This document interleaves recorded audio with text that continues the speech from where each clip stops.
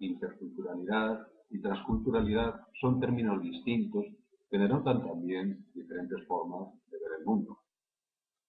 Con multiculturalidad nos referimos sin más a la coexistencia en un mismo territorio de grupos de diferentes procedencias. Cuando hablamos de interculturalidad, ponemos el acento en la comunicación, en las relaciones que los sujetos de esos grupos establecen entre sí. Por último, la transculturalidad sería ir un paso más allá. Sería intentar ver el mundo a partir de los ojos del otro, ponerse en el lugar del otro. Para mí, la enseñanza de idiomas es esa maravillosa excusa que tenemos para acercarnos y comunicarnos gentes de diferentes procedencias que compartimos un mismo objetivo: aprender una lengua y una cultura diferente. Yo pienso que es imposible enseñar una lengua sin enseñar la cultura al mismo tiempo, porque es que no se pueden comprender las dos cosas separadas. No importa si la lengua que estamos enseñando o aprendiendo es español o cualquier otra lengua, la cultura va con el idioma. Yo en mis clases, por ejemplo, que tengo niveles bajitos, A1 y A2, veo mucho la cultura del día a día, ¿no? Como, por ejemplo, que tienes que decir si alguien te invita a un café, que no puedes decir que sí directamente porque se considera mal educado. Y intento evitar un poco los tópicos para que los alumnos vean cuál es la realidad de España, ¿no? Yo vivo en Andalucía, en Málaga, y soy de aquí, y yo no soy morena, por ejemplo. Los estudiantes no pueden llegar a nuestro país pensando que todos los españoles son morenos o todos los españoles bailan flamenco, porque esa no es la realidad. España ahora es un país mucho más diferente de lo que era hace 50 años. Aunque no sea imprescindible saber hacer un crucigrama publicado en un periódico en una lengua extranjera, lo cual es una señal evidente de que la persona que lo hace conoce muy bien la lengua y la cultura de ese país. Conocer la cultura del país cuya lengua se aprende es fundamental, sobre todo para evitar malentendidos, aunque, como se sabe, estos también se producen de vez en cuando entre personas que hablan la misma lengua y que comparten la misma cultura. No hay que olvidar, sin embargo, que a veces tener un conocimiento mínimo de la lengua extranjera puede resultar ventajoso. Creo que fue Bernard Shaw quien contaba que si alguien se dirige a un viandante en Londres y le pregunta en un inglés perfecto, por favor, ¿tendría usted la amabilidad de indicarme cuál es la mejor manera de llegar a la estación Victoria? La respuesta más probable sería por ahí. Si por el contrario pregunta Station Victoria, please, me no English, seguramente recibirá una descripción detalladísima de la ruta a seguir, e incluso la persona a quien se le hace la pregunta se ofrecerá a acompañarle a la estación. Y en el mejor de los casos, incluso le invitará a tomar una taza de té en el camino. Claro que se trata tan solo de una anécdota. Gracias. Perdona, ¿sabes si hay alguna panadería cerca de aquí? Sí. ¿Te importaría decirme dónde está? No, no me importaría. Pues, ¿por qué no me lo dices? Que sí, que te lo quiero decir. Bueno, pues entonces, ¿por qué no me lo quieres decir? Que sí que quiero, y dale. Bueno, pues dímelo. Si es que no me lo has preguntado. Pero se te lo acabo de preguntar. No, me has preguntado que si quería decírtelo.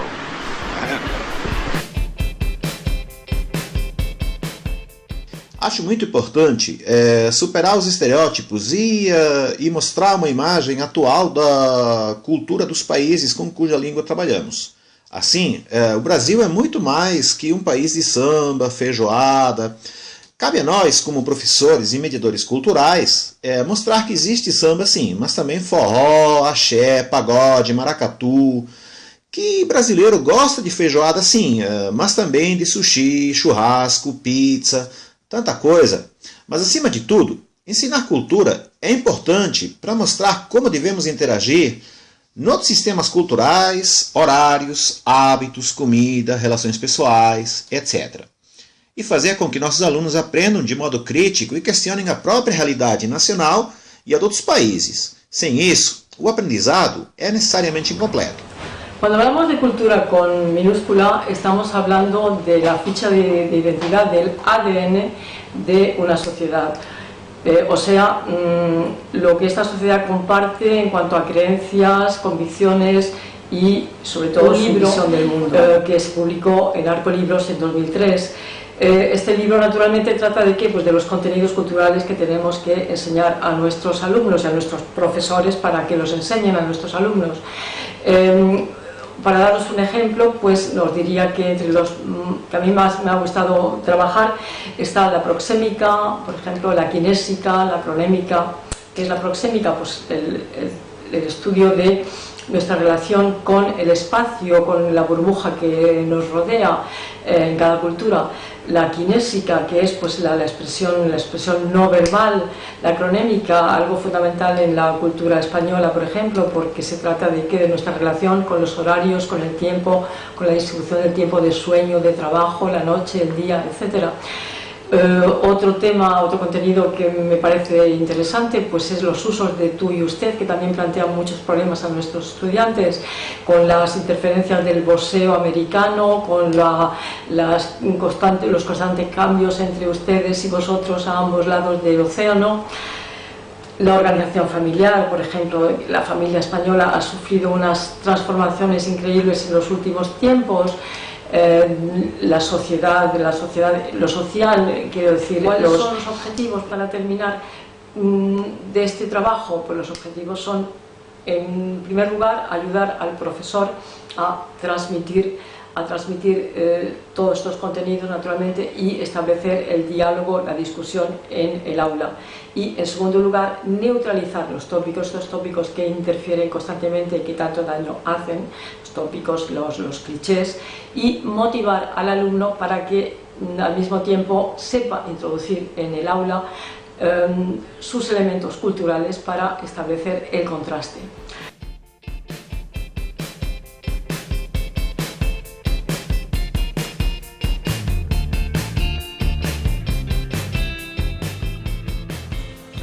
La enseñanza de la literatura en el ámbito de la enseñanza del español como lengua extranjera no podemos tomárnosla ni muchísimo menos como un ornamento o como un adorno en nuestras clases de L, porque enseñar literatura a nuestros alumnos de L es ayudarles a construir su competencia lexicogramatical, su competencia discursiva, sus competencias cultural e intercultural y sobre todo nos ayuda a desarrollar sus destrezas de lectocomprensión dado el espesor connotativo de los textos literarios, un espesor connotativo que nos ayuda a desarrollar estrategias específicas que con otro texto sería absolutamente imposible.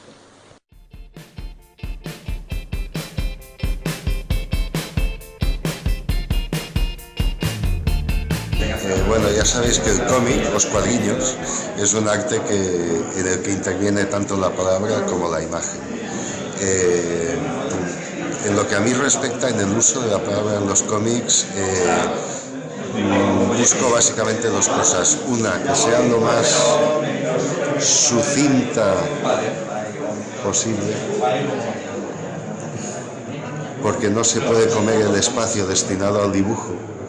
Y lo otro que busco es reproducir realmente el habla real de la calle, ¿no? Es decir, que mis personajes no suenen como personajes, sino como personas reales, ¿no?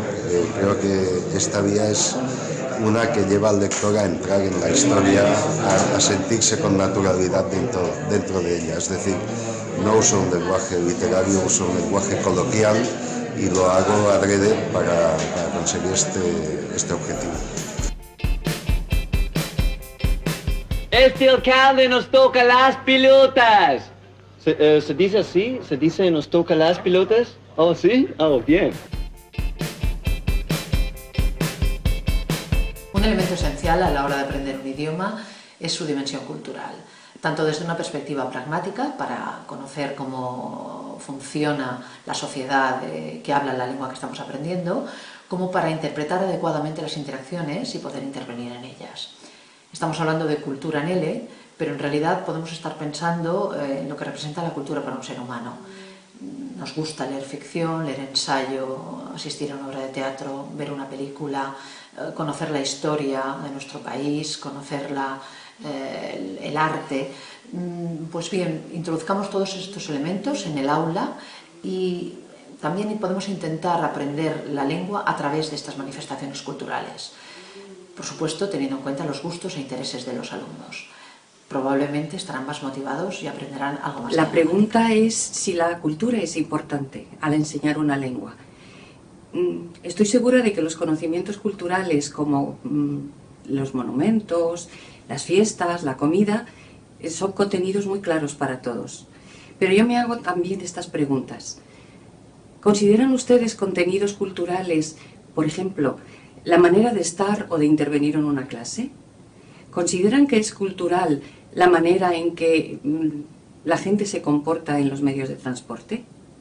¿Creen que formaría parte de sus clases como contenido cultural en la manera en que se escribe un correo electrónico o la manera en que se escribe una redacción para la clase del día siguiente?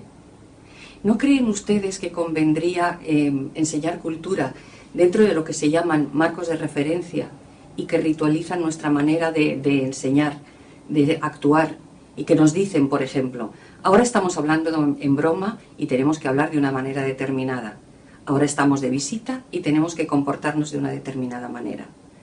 ¿No creen que eso sería una forma de enseñar la cultura desde una perspectiva diferente? La cultura es la fuente de los significados de cada una de las palabras, ¿no? No sirve de nada conocer lo que dice el diccionario de una palabra del español o de cualquier otro idioma si no sabes cómo se utiliza en una comunidad, si no conoces los valores que le otorga cada hablante en cada una de las comunidades hispanas, ¿no? De modo que saber mucho español, mucho léxico, mucho sintaxis e ignorar la cultura de las comunidades hispanas no sirve de mucho para comunicarte eficazmente, ¿no? Es como, no sé, como tener una botella vacía, ¿no? Un recipiente que no alberga nada.